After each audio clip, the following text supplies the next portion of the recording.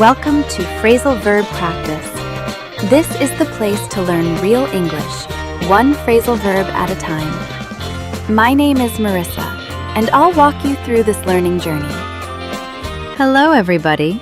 Hope you're all doing great. Today, we're diving into the phrasal verb catch up. You hear this one all the time, with friends, at work, and in everyday situations. So let's talk about what catch up means. First, one very common way we use the phrasal verb catch up is when someone is behind and then reaches the same level or position as someone else. When we say catch up, the idea is that there was a gap, and that gap gets smaller. For example, he ran faster to catch up with his friends. She worked late to catch up with the rest of the team. Don't worry, you'll catch up soon. Now, there's another meaning you'll use a lot. We also say catch up when we talk about doing things we didn't have time to do before. This could be work, emails, homework, or anything that piled up. For example, I need to catch up on my emails.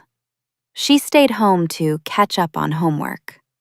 He used the weekend to catch up on work.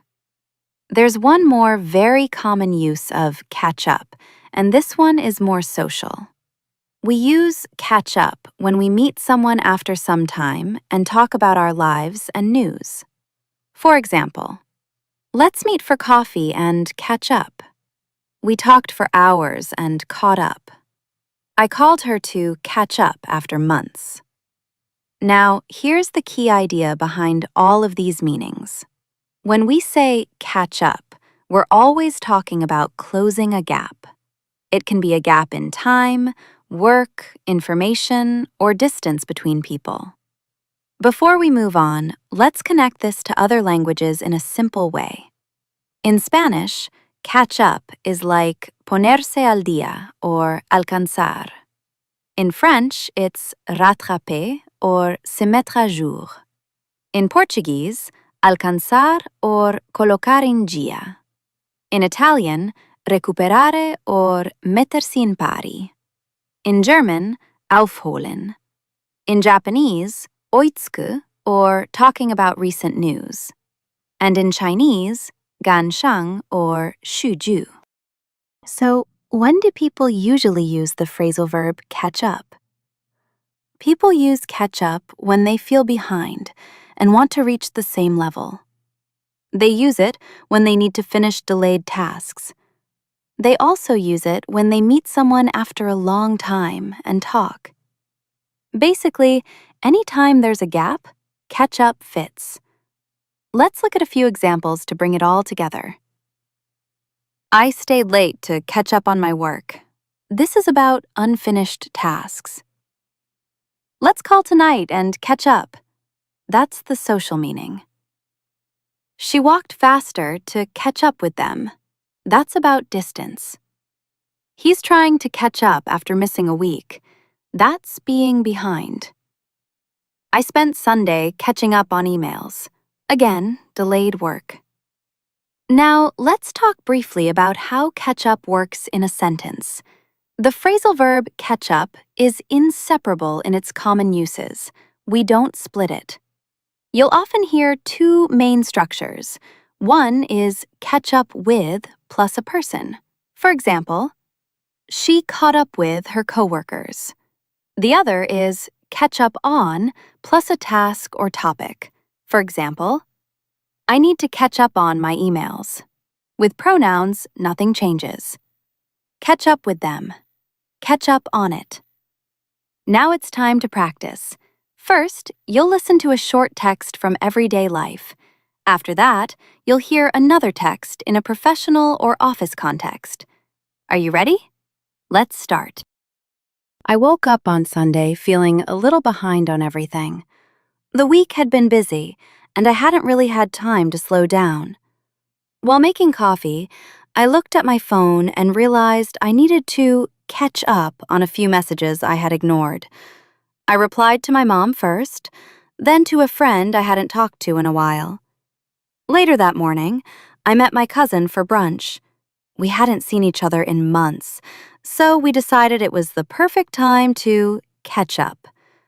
We talked about work, family, and small things that had changed. It felt easy and familiar, like no time had passed at all. By the time we finished eating, we had really caught up on each other's lives. In the afternoon, I went back home and sat down with my laptop. I needed to catch up on some personal stuff, like organizing photos and paying a couple of bills. I put on some music and slowly worked through everything. It wasn't exciting, but it felt good to finally catch up instead of feeling behind. Around 5, a friend called and asked if I wanted to go for a walk. I almost said no, but then I thought it would be nice to catch up in person. We walked around the neighborhood and talked about random things. At one point, I had to walk faster to catch up with her because she always walks ahead without noticing. That evening, I sat on the couch and watched a show I had fallen behind on. I laughed, relaxed, and tried to catch up on episodes I had missed. Before going to bed, I thought about the day. I hadn't done everything, but I had managed to catch up in small ways. Sometimes that's enough. I turned off the light feeling lighter, knowing I was a little more caught up than before. Great, that was the first text. How many times did you hear the phrasal verb of the day? Now, let's move on to the second text. The week started with a full inbox and a long to-do list. After the morning meeting, I sat at my desk and realized I needed to catch up on emails from the days I had been in training. I told myself to take it step by step and not stress about everything at once. Later that morning, my manager stopped by and asked how things were going.